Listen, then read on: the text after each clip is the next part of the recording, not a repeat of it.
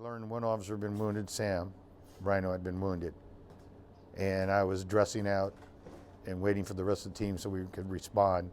And then one of my snipers, he arrived. He had been working it, and my first question to him was where Howie had the command post set up, because I knew Howie was watch commander. I knew we'd have a CP set up because we were probably going to be searching.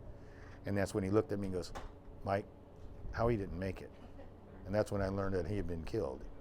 And I'm going, it took me a few minutes to regroup, because Howard was my right hand. I mean, he had been the longest term guy on our SWAT team from the beginning at that time.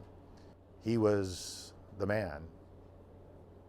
He'd been a sniper. He'd covered my ass on a few operations as a sniper. And then as a team leader, you know, planning things, he was always cool, calm, and steady. So that hurt. Good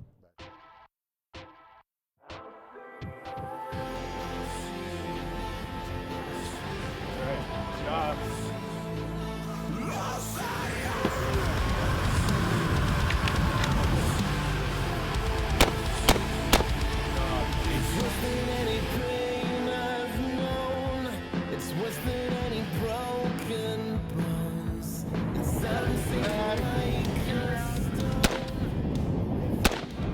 You know, he always pushed that if you're going to do it right, do it all the way. I know I watched him with setting up his trainings with these guys, and it was, you know, we're going to train rain or shine no matter what, and give it your all.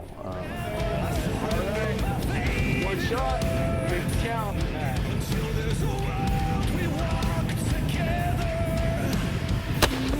Well, my name is Bryce Stevenson. I'm Howard's son. I'm a deputy sheriff with the Merced County Sheriff's Department. I've been doing that almost 8 years.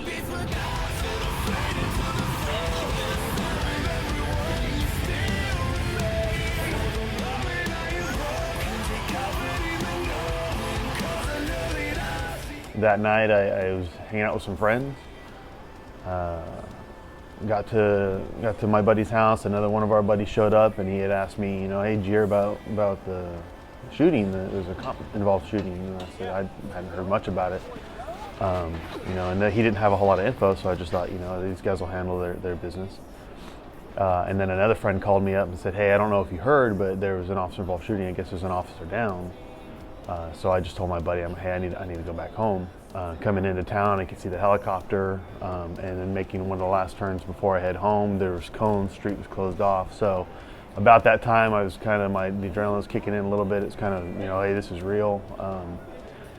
And got home, and I let my mom know, "Hey, I heard that there's an officer-involved shooting. There's an officer down. I don't have anything else other than that."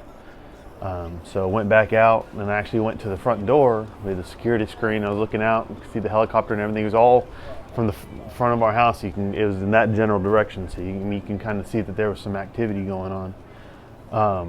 And then I start seeing some cars pull up, and then I start seeing people that I know get out of those cars, and that's kind of when it started to hit.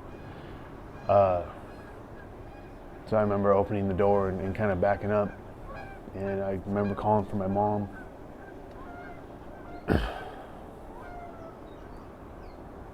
And you know, so she came around the corner, and it was just pretty much from that point on, we knew what was going on at that point.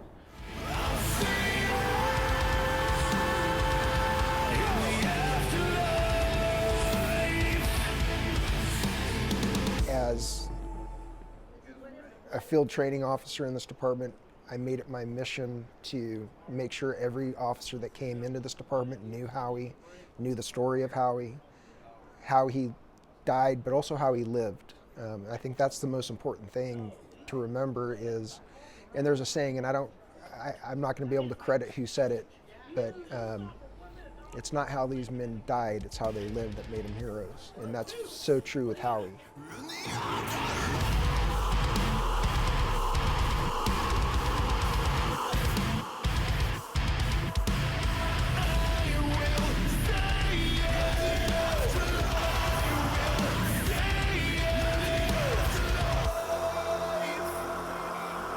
It's important to remember these men and women because they gave up their lives to protect you, to make your family safe, to try to make your family have a better world to live in. They make the ultimate sacrifice. And we can't just let that be forgotten at all. Howie made the ultimate sacrifice. I'm looking at his son right now. His son was a little kid when Howie died. You know, a son lost his father, a daughter lost her father. And until you are the one that delivers that news like I had to that night, you don't understand the sacrifice. Howie was a silent leader, very humble, confident, consistent. Without fail, you would see Howie doing some sort of physical fitness just about every day. If he wasn't in the gym, he was out running around Smyrna Park. But you always knew what you got from Howie. If you needed to be held accountable, he'd hold you accountable. But he did it in what I thought was the right fashion. He wasn't mean, he wasn't forceful, but he held you accountable, and he held you to a higher standard. And I think what Howie knew was it was his job to prepare the younger generation to take over.